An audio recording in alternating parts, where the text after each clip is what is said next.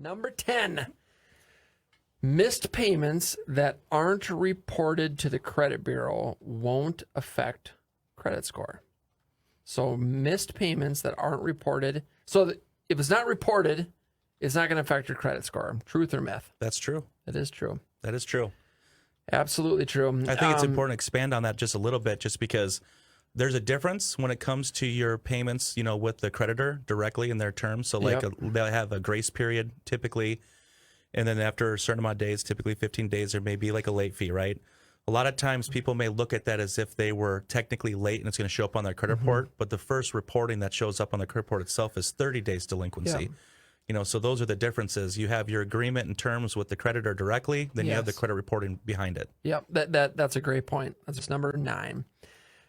Dispute accurate but negative information can be removed from your credit report. So you're disputing accurate but negative information can be removed from your credit report. That is a loaded question. Yeah, it is a loaded question. And it depends on where you got that information from. I'm sure they're probably going to say false. Yes. But here's the reality around investigations. People have to understand that when it comes to your credit report history, the way it's reported, it's not like, I always bring up to people like, hey, did you ever get a call from TransUnion verifying something that was reported on? Right. No, they don't do that, right? So it gets reported that you think of like the credit bureaus as a massive just data house. They're selling data nonstop for lending purposes, marketing purposes. I mean, they are the masters of data.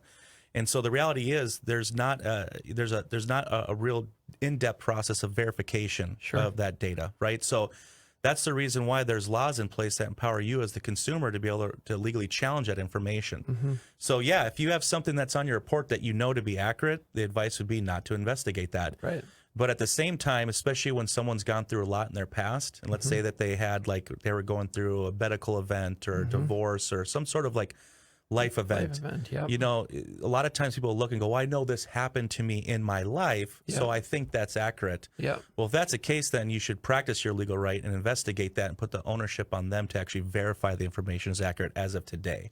That's the difference. For 8, smart management of your various banking accounts will reflect your credit score. Smart management of your various banking accounts will reflect your credit score. Does your banking accounts have anything to do with your credit score?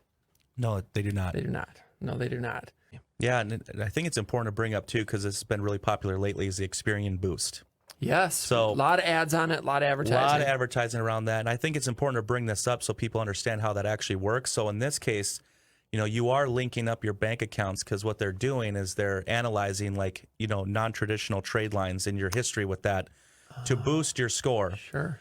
But it's important to understand that does not directly impact your FICO score when it comes to like mortgage lending. In fact, I've even had some things pop up on the trade lines with the reports, like Mike showed me this before, and it can get miscategorized. Yeah. And there's times where it'd be shown as unknown or sometimes even shown as if it was a collection.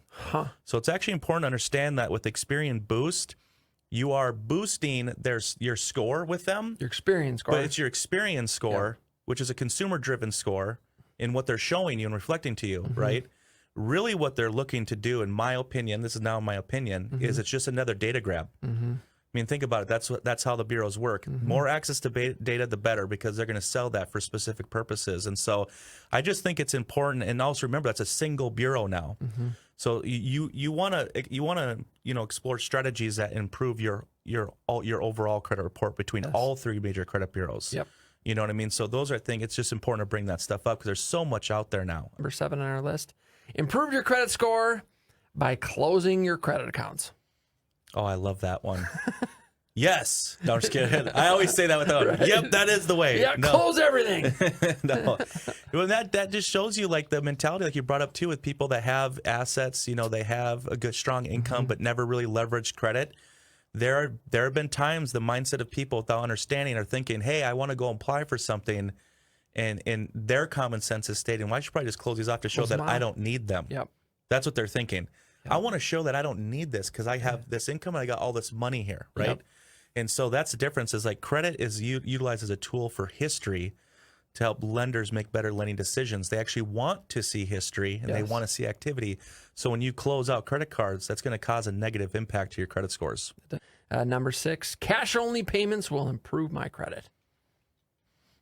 I mean, I only use cash. yeah, I mean that's they don't report the method of payment. Right, They don't right. say like you paid online or went in the branch and paid cash. That's not necessarily No. reported. Your payment history is, Yes. so making payments on time is definitely a positive. The method that you're making that payment really doesn't matter. Number 5, debt settlement removes debt from your credit report. That's false. That is false. That's false. I'm glad they brought that one up. That is one of the biggest misinformation out there that I see all the time online it's termed as payment for deletion. People automatically assume that when they pay something off or settle it out, that it naturally just goes away. And that is not the case. But can it go away? Can that be a part of the settlement? There are certain times, and it's Yep. based on their terms and agreement. Okay. So, like, not all collection companies can do that. In fact, a lot of them don't still. There are certain, like, medical collection companies that have it part of their best practice that they will Sure. remove after settlement or payment. Yeah. There are certain times with larger ones like LVNV funding in Midland, based on it's actually based on some areas that they got in trouble in. So they've made that part of their best practice based on a history of the type of account and when it was established that you can do a payment for deletion. But it's not something that you just are granted. Number 4, credit scores and credit reports are the same. That is false. That is different. So one is going to be, you have the Experian, Equifax, TransUnion. They're housing the data and the history. And then you have the score, which is specific to the type of score. So there's FICO, there's Vantage. So there's different scoring algorithms. So the score versus the report are different. Number 3, a higher income equals a higher credit score. That is also false. Now, with a higher income, it should afford you the ability to make better decisions Right. that would positively impact your credit Yes. and underwriting for lending, but it does not have a direct impact to the score itself. No, and we've seen this over the years. We've had clients that have very high incomes, but they haven't been coached in how to manage their credit and their credit scores and credit management. Yep. And so, a higher income does not equal higher credit score. And I think there too, this is just applicable to everyone, really, the way I look at it, is everyone has a certain lifestyle. So when it comes to, even if you have a higher income, a lot of times people with a higher income, they want a certain lifestyle associated to that income. So even if you make a certain amount, let's say you make a high, $200,000, $250,000 a year, technically, based on your lifestyle, you could still live paycheck to paycheck and make bad decisions that impact your credit. So it's like, I think what's more important, this is a big mission of mine, is bringing more education to people of all brackets, that it's really an understanding of money management and your financial disciplines. Right. And then also understanding what your goals are and having clarity in that direction. Because when you have that plan put in place, it's easier to take actions that will get you there Yeah. instead of just winging it and feeling like, hey, my neighbor next door has this new car and I feel like I need to have that now. Right. You know what I mean? Like you really got to just hone in on yourself and what's going to be better for you and your family and your future. Your long-term goals. Your long-term goals, Yeah. and that, I think that's the clarity that I always push for to bring out of people, whether they're a business owner, whether they're, a person that want to buy a home, like they almost have to take a step back and self-reflect and have more awareness of what's really important for them and what's going to kind of bring a better quality of life for them. And then from there, we'll execute on tools and strategies to help them get there.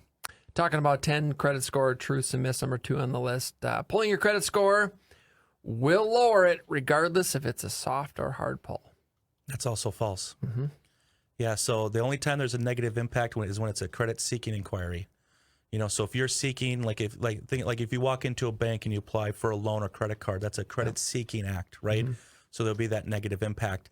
A soft pull, there's many different versions of soft pulls. So there's times where a lender will do a soft pull, like through marketing purposes. There's not a negative impact. There could be a consumer pull that you've initiated, like online. That's not a credit-seeking act, so therefore there's no negative impact. So there are differences. Number 1, credit reports aren't always accurate. That's true. It is true. That's very true. It says in here 80%. Actually, 80% of credit reports are not accurate. You need to check your credit report regularly. Yeah, and that goes back to, what was it, question 8?